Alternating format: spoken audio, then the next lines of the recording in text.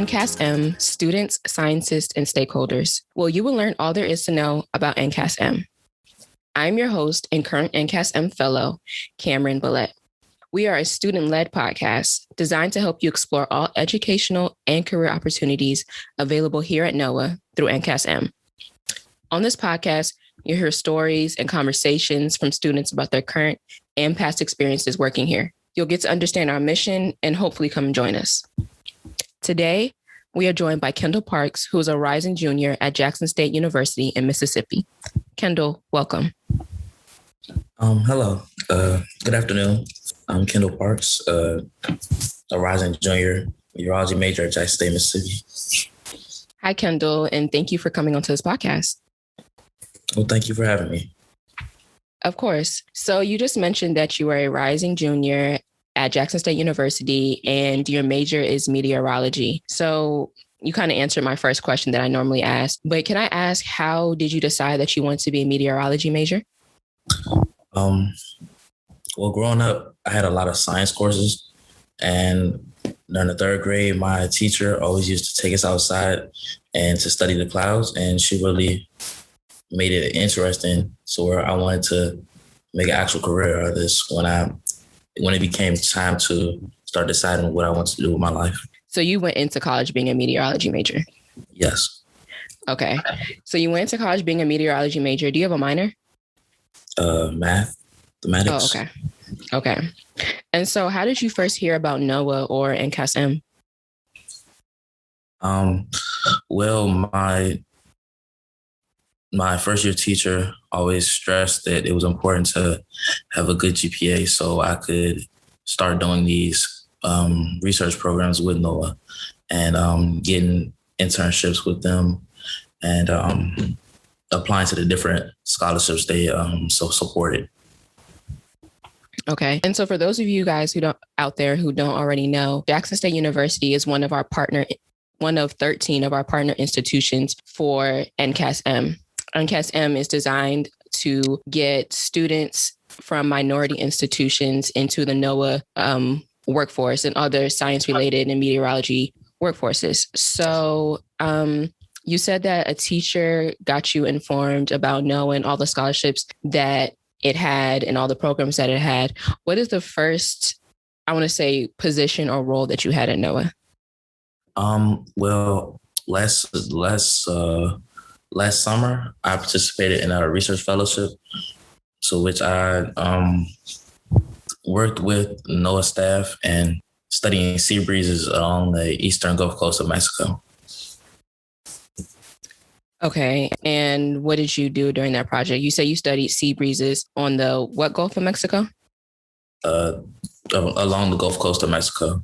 So okay. What we basically did was we took the radar data and we looked at it and compared it with the model data and seeing if sea breezes were if the model data was an actual good indicator of sea breeze convection or if not, because you can tell if sea breezes happen by the model data, but it's not always as accurate as you want to be. What is sea breeze convection? It's basically just the lift needed to cause a sea breeze. But last year, it wasn't a good year for it. So it wasn't the results were kind of inconclusive. Okay. And you did this fellowship virtually? Yes. How was the experience virtually? Was it what you expected or no? It wasn't the worst experience, but it was definitely the NOAA staff made it easy, but it was definitely something that need to be worked on because it was like the first time they were doing it. So.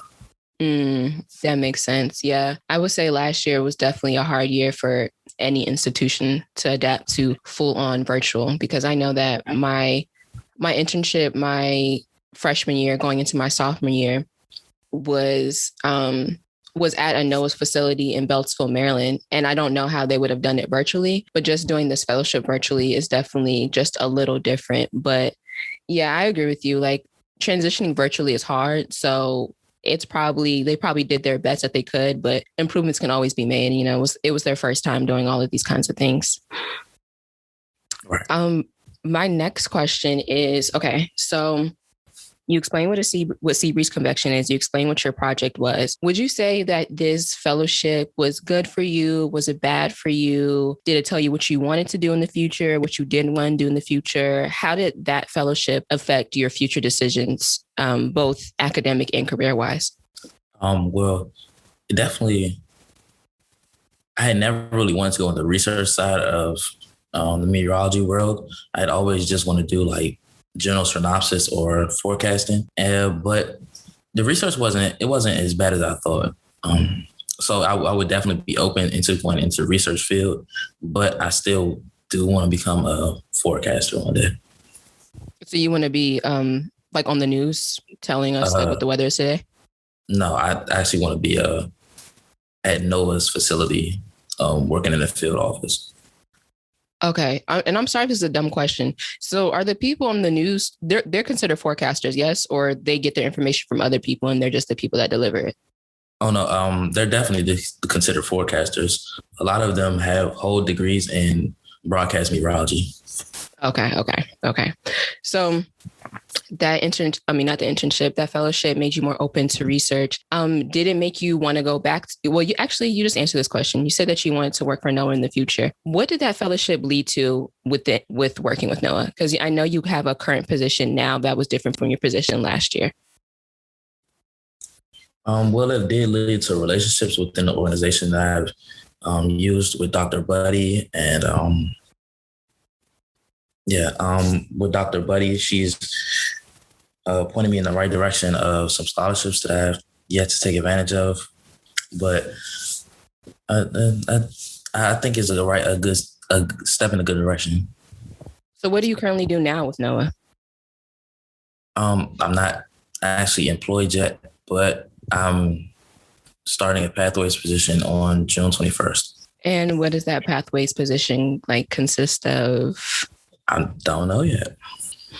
So you said that you're a rising junior. What are your plans for after you graduate, and how has NOAA shaped that? I'm probably gonna end up going back to school to get my master's degrees or accelerated PhD program. But I think that's what I'm gonna do.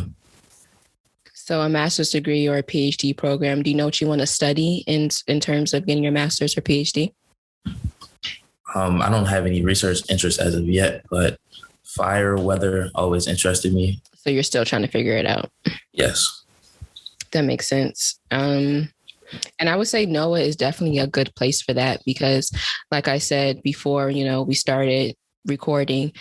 When I came into NOAA, I was a physics major, theater minor.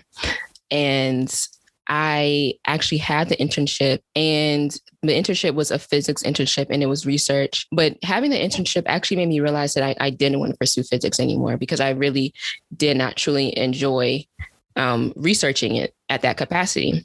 And so I changed my major, changed my minor as well, because I did learn computer science from my first internship.